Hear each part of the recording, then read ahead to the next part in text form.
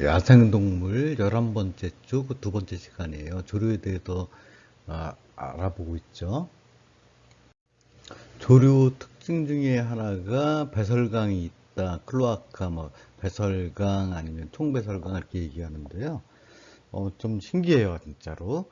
그래서, 터미네이션 오브 더 트랙 그러는데, 소화기도 여기 연결돼 있고, 비뇨기도 연결돼 있고, 뭐 이런데요. 그래서 세 부분으로, 오른쪽 아래 그림 보시면은, 음, 그 세 부분으로 좀 나눠져 있어요. 그래서 그 직장, 그 대장 중에 하나인 직장에 세 파트로 나눠져 있는데 코프로디온 그 분동의 그 변이 지나가는 그 무슨 지나가는 그 변이 주로 나오는 그 다음에 요동을 했고 그 키드니 그 신장에서 얘네들 방광 없다 그랬잖아요. 그리고 방광이 없는데 요관이 이 직장의 일부인 넥텀의 일부인 글로 이제 연결이 돼 있어요. 그리고 항문관 요동 이 이제 어떤 그 비뇨기가 연결돼 있고 또 그 생식기 그 조금 더 설명드릴 텐데 그 고안에서 만들어진 그 정액과 정액이 이 요동으로 연결돼 있어요 또 그리고 항문관 그래서 뭐 이렇게 세 부분으로 이제 억지로 나눈 건데요. 얘네들은 이제 교미할 때 이 배설강 키스 이렇게 표현하더라고요, 영어로요. 크로아칼 키스 이거로 어, 그 정액을 주고받는 거죠. 그 다음에 그 새똥은 그러다 보니까 새똥은 지난 그 아주 좀 오래됐는데 기억나실지 모르겠어요. 요산으로 새는 요산으로 그 오줌을 요산으로 분비하고 근데 똥하고 오줌하고 같이 써요. 같이 써갖고 뮤트 그래요. 그래서 그 똥하고 오줌 근데 가운데 다크 브라운 센터가 있고 주위에 있는 게 오줌이에요. 자, 새는 그 대장에 클로아카 배설강이 있다. 다른 그림인데요. 하여튼 그 직장 밑에 콜론 렉텀에 연결되어 있는 렉텀에 있는데 그 단순히 그냥 없고 오줌하고 똥을 여기서 이렇게 좀 모아놨다가 한 번에 찍 싸고 가요. 그런 역할을 하고요.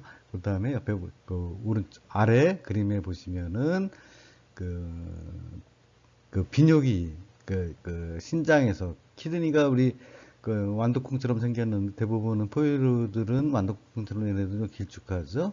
그 길쭉하게 생긴 그 키드니 신장에 이 다시 이 크로카에 아까 요동에 연결된다 그랬죠. 이렇게 연결돼 있어요. 자, 새똥이에요. 이렇게 새똥 그러는데 그 사실은 클로아카에 모여져 있던 똥과 오줌이 한꺼번에 쌓여. 그래서 새똥, 정확하게 새똥은 아니고 똥과 오줌이죠. 그래서 정상변은 가운데 변이 있고 주변에 이렇게 물기 있는 게 그 오줌이에요. 보시면은 그런데 형태가 없어요. 그 똥의 가운데 있어야 할 똥의 형태가 없어요. 설사하는 거죠. 그 다음에 오줌량이 많으면은 물기가 좀 많겠죠. 그 소화가 안 됐나 봐요. 이놈은 또 오른쪽 그림 보시면 위에 그림 보시면은 그 먹었던 씨앗이 그대로 그냥 다 나와 버렸어요. 밑에는 색깔이 좀 까마네요. 왜 그럴까요? 이거 멜레나 뭐 흑변 그렇게 얘기하는데 까맣다 그래서 흑색변이다 그러는데 어딘가에 출혈이 있다는 그런 그 혈액이 소액을 그 출혈이 있어서 혈액이 누출됐을 때 소화기를 지나면은 까맣게 변해요. 흑변을 놓는다 그러면은 어딘가 그 출혈이 있구나 그걸 알 수 있죠. 그 배설관과 그 비뇨기가 어떻게 연결된 일을 보여주는 그림인데요. 그 그림의 왼쪽은 번식기. 예. 그 테스트가 굉장히 커져 있어요. 그러니까 사춘기 지나서 고환이 굉장히 커져 있다 했을 때하고 그 아기 때 모습인데, 하여튼 그 콩팥하고 콩팥에 있는데 방광 없이 요관으로 해서 바로 요동으로 코프로디움 배설강의 코프로디움 요동으로 연결돼 있고요. 반면에 고환서부터 그 정관을 통해서 내려오는 이어지는 거는 요관으로 이어져 있어요. 이 수컷의 그 유로제니탈, 그 방광, 그 비뇨기가 그 배설관에 어떻게 연결돼 있는지에 대한 모식도입니다. 자, 이게 이제 그 해부에서 봤을 때 여러분들 이거 구분되세요? 잘 힘들죠. 이거 방광 없고 새는 방광이 없어요. 그 신장이 굉장히 길쭉해요. 그래서 이게 아마 그 삼계탕 먹었을 때 자세히 보시면은 그 척추하고 갈비뼈 사이에 파묻혀져 있어요. 이게 그 약간 불구죽죽해서 이거는 삶기 전의 모습이니까 이런데, 그리고 오른쪽 아래 그림 보시면 길쭉하게 뭐 노란빛 그 길쭉한 거 있죠. 이게 그 고환이에요. 자, 암컷의 그 비뇨 생식기계의 모식도입니다.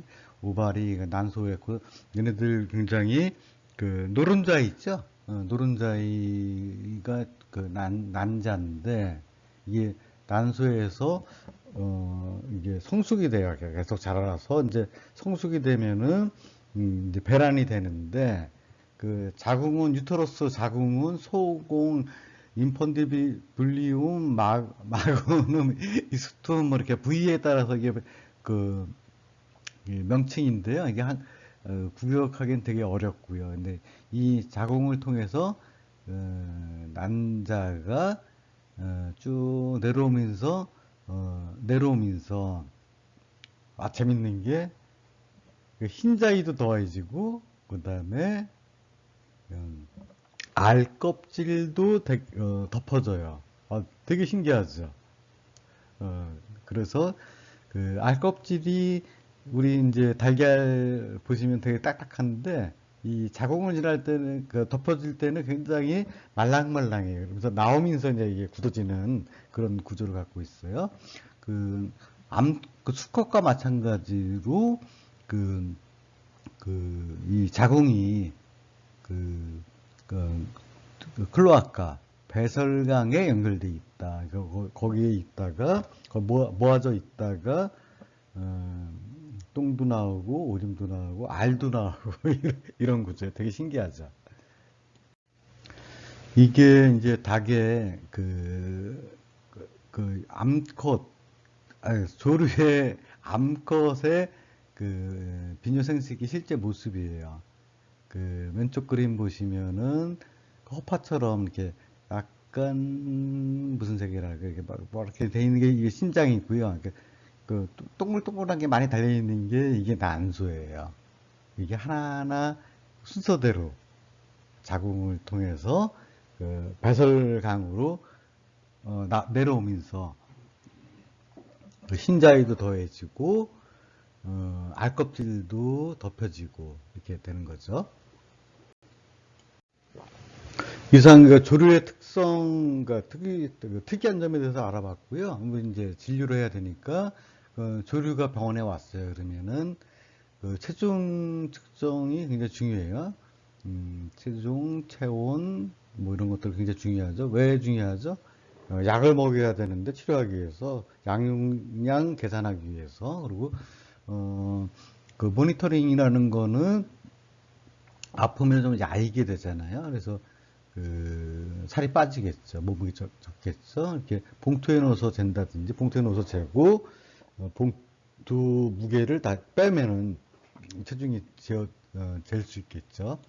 새를 기르기 위해서 그 케이지 필요하죠. 그래서 케이지는 충분한 크기 필요하고요. 근데 기본적으로는 양쪽 날개 길이 이상, 날개를 펼쳤을 때 그 길이 이상의 그런 크기여야 되는데, 이게 좁다 보면은 그 왼쪽 아래 그림처럼 깃털이 손상될 수 있어요. 그리고 튼튼하고 안전해야 되고, 그 독성이 없어야 돼요. 이게 페인트 같은 거 불이로 막 쏟아보면 페인트에 납 같은 거 많이 들어올 수 있거든요. 그래서 납이 없는 페인트로 도장이 돼 있는 그런 재료를 써야 되고, 그다음에 새가 자주도 먹지만은 그만큼 똥과 소변도 굉장히 자주 보거든요. 그래서 청소가 용이한 게 좋다 얘기를 해요. 그래서 이 표는 그 새 종류, 그 앵무새 위주로 돼 있는 표인데요. 그 최소한 크기, 그 다음에 새는 또 횃대라 해서 올라가 있는 그런 그 가로로 질러진 그런 막대기가 필요한데 그 사이즈, 그 표예요. 최소한의 것이에요.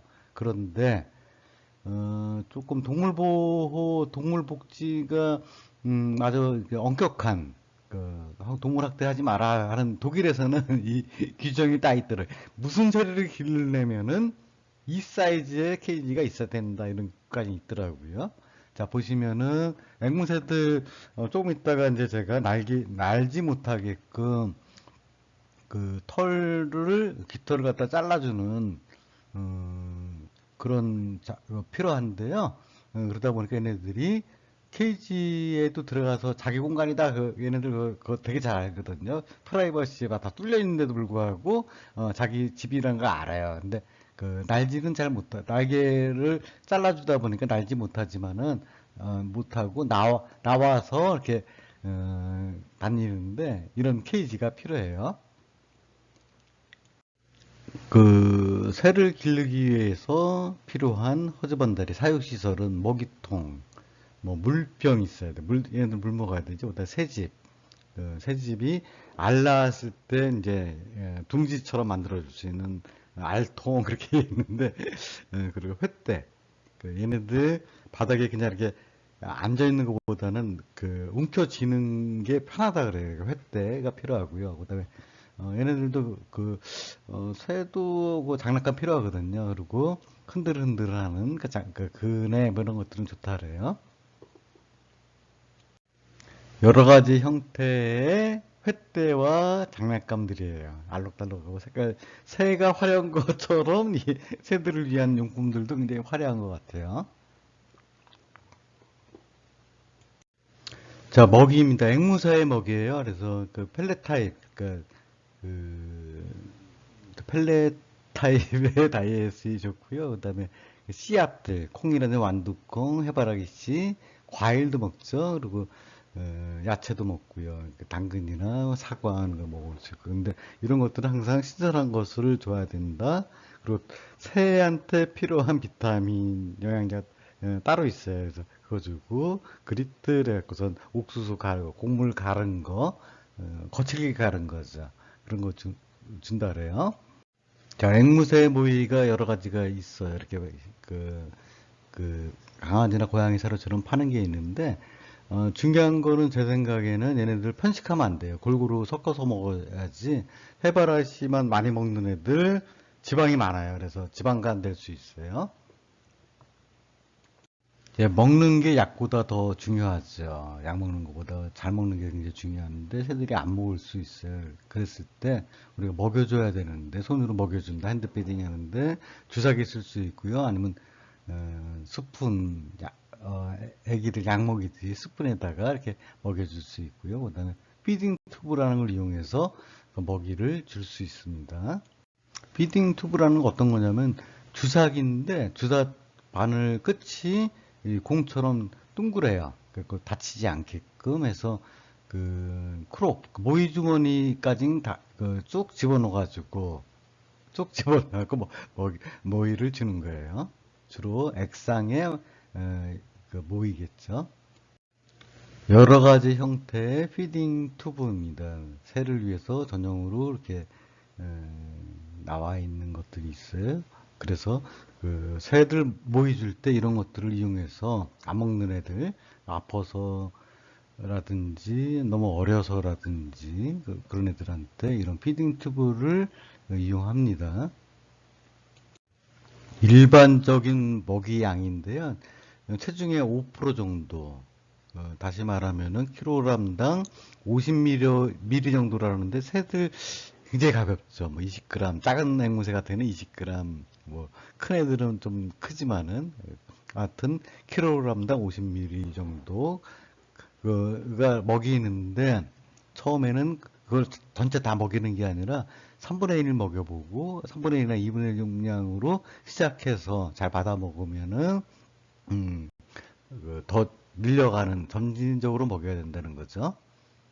자, 앵무새 크기가 소형, 중형, 대형이 있는데 그 품종별로 모란앵무, 사랑앵무 한 1mm 정도 한번 먹이는 양이 근데 마카오 같은 경우는 한 번에 크다 보니까 20mm 정도 먹는다. 20배 더 많이 먹는 거죠. 그 몸무게만큼 먹는 것 같아요. 자, 그 다른 저기로 이제 볼륨 아까 말씀드렸었고요. 얼마나 자주 먹이느냐? 새들 한 30회 정도 먹는다 그랬었는데, 그 하루 온종일 계속 먹는 거죠. 근데 한 번 먹을 때 한 5분 정도 먹는다 그랬는데, 우리가 이제 그 정도 빈도로 먹일 수 없으니까, 작은 새들은 한 4시간에 한 번, Q4hour잖아요. 4시간에 한 번, 아니면은 큰 마카오 같은 경우는 8시간에 12시간에 한 번 정도 준다 하는 거죠. 얘네들 그 얘기 뭐죠? 우리 크롬 얘기했잖아요. 모의 주머니가 큰 거예요. 큰 새들은 그걸 이 표를 보고서도 그걸 우리가 읽을 수 있습니다. 새를 갖다가 기를 때 새를 갖다가 크게 세 개로 분류하더라고요. 그러니까 번식조 그래서 얘네들은 거의 사람 손을 가다 안 타는 애들, 그 다음에 애완조, 관상조 그래갖고선 사람하고 같이 손놀이도 하고 뭐 이런 조류, 그 중간에 것들 얘기를 하는데 앵무새 기를 때 날개가 그냥 온전하게 다 있으면은 자기가 상처받을 수가 있어요. 그러니까 케이지에 가둬놓고 길렀을 때, 막 날라갈라 그러다가 부딪혀갖고, 깃털, 깃대가 있지만 잘 쉽게 부러질 수 있죠. 우리 스트로우 같은 건데, 빨대 같은 건데, 부러질 수 있죠. 그래서, 그런 것들을 방지하기 위해서, 깃털을 잘라줘요. 어떤 깃털이냐? 프리마리 1차 깃털을 우리 깃털 시간에 배웠잖아요. 그 깃털을 잘라줘요. 그래서 깃털 자르는 방법들이 굉장히 여러 가지 있어요. 모드파드 싱글 윙 트림, 싱글 윙 트림, 뭐 파티얼 팁 리무발, 뭐 비레터럴리 양쪽 다 자른다 뭐 하는 거고요. 한쪽만 자른다 뭐 이런 거였는데 여러 가지 품종에 따라서 이 깃털 잘라주는 게 여러 가지가 있는 것 같아요. 자, 어디를 어떻게 잘라주는지 제일 지골에서 나온 깃털 아니면 라디우스 울라 요골 척골에서 나온 그 깃털들이 날기 위한 프리마리 깃털이라 그랬잖아요. 어, 거기를 주로 잘라줘요. 이렇게 보시면은 그 다음에 코버트 덮깃털도 어느 정도 잘라주는 그런 그림입니다. 자, 작은 새인 경우에는 프리마리를 지골에서 나온 1차 깃털을 비행 깃털을 갖다가 다 잘라주면 되는데요. 큰 앵무새인 경우에는 전체가 아니라 1차 깃털 전체가 아니라 부분적으로만 잘라줘도 날지 못하죠. 그만큼 날개가 이제 부력, 날개끔 해주는 그런 역할을 하는데 그 일부분만 없어도 날지를 못해요. 자, 새 깃털을 잘라주는 실제 모습입니다. 조금 크다 보니까 1차 깃털의 중간 부분만 잘라주고 있어요. 사랑앵무나 모란앵무처럼 이렇게 좀 작은 앵무새는 1차 깃털 전체를 다 잘라주죠. 자, 깃털이 이렇게 날개 깃털, 1차 깃털이 이렇게 나와 있는데 이걸 다 이렇게 다 잘라주고 있어요. 이렇게 전체 다 잘라줬네, 얘는. 털을 잘라주는데 너무 많이 잘라줬어요. 그 오버클릭 그러는데, 어떤 그 궤양 생길 수 있고요. 딱딱해지면도 궤양이 돼요. 그래서, 털 전체를 다 잘라내는 그것도 오버클릭 그러는데, 이런 깃털이 재생되는 데는 좀 오래 걸려요. 5에서 10주 정도 걸린다 그래요. 개나 고양이처럼 그 앵무새도 조류도 발톱을 잘라줘야 돼요. 계속 그 자연에서는 이제 그 바위에 앉던지 그러면서 그 닳게 되는 적정한 길이로 닳게 되는데 그러지 못하다 보니까 발톱이 계속 자라요. 그래서 잘라줘야 되는데 마찬가지로 발톱 안에 혈관이 같이 자라요. 사람 손톱하고 좀 달라요. 손톱 발톱하고 좀 달라요. 그래서 보시면은 그 발톱깎이 개나 고양이 사용하는 발톱깎이로 잘라주는데 혹시 잘못 잘라서 출혈이 있을 때 오른쪽 윗그림은 지혈제로 이렇게 지혈시키는 그런 모습이에요. 너무 길었을 때 우리 그 횟대 잡을 때 그 좀 불편할 수 있죠. 마치 개나 고양이도 마찬가지고 조류도 마찬가지인데 발톱 그 필요 이상으로 길었을 때 우리 사람에서 어떤 느낌이냐면은 신발에 돌 들어가 있는 그 정도로 굉장히 불편하다 그래요. 그래서 가위로 잘라줄 수도 있지만은 이 그라인더 가지고 이렇게 갈아주는 이 앵무새는 굉장히 어, 그 사회가 되게 잘 돼 있어 가만히 있네요. 이렇게 무지막지하게 자란 그 발톱을 그라인더 가지고 잘 갈아줍니다. 보정한데 보자기로 그 수건으로 싸는 것가 제일 안전한 방법이죠. 그 조류에 있어서는 발톱뿐만 아니라 그 위턱뼈와 아래턱뼈가 변형된 부리도 계속 자라요. 그래서 이게 그 교합이 딱그 맞아야 되는데 가위처럼 아래 위가 이렇게 어긋나게 그 시저브릭 오버그로스는 어, 위 부리가 굉장히 그 많이 자랐어요. 그리고 어, 프로가날티즘 그래갖고선 아래 그 부리가 더 많이 자란 거죠. 그러니까 합주기처럼 그런데 그 이 부리 같은 이렇게 비정상으로 많이 자랐다 했을 때 부정규합 토끼처럼 부정규합이 일어날 수 있어요. 그래서 얘네들도 그 우리 연마기를 이용해서 부리를 갖다 잘 다듬어 줘야 돼요. 그 부정교합 아래 부리라든지 그 위 부리가 그 과잉 성장했을 때 그 부리 역할을 제대로 못 하겠죠. 그래서 갈아줘야 되는데 이게 부러질 수도 있어요. 그랬을 때 이렇게 보시면 오른쪽 그림처럼 출혈일 수 있죠. 그 발톱하고 거의 비슷하다 생각하시면 돼요. 소형 연마기를 가지고 우리 앵무새, 굉장히 큰 앵무새죠. 부리를 다듬어 주고 있습니다. 자, 위에 부리가 굉장히 많이 뾰족하고 날카롭게 자랐죠. 그래서 그 다듬은 그 아래 그림이 다듬은 후의 모습입니다.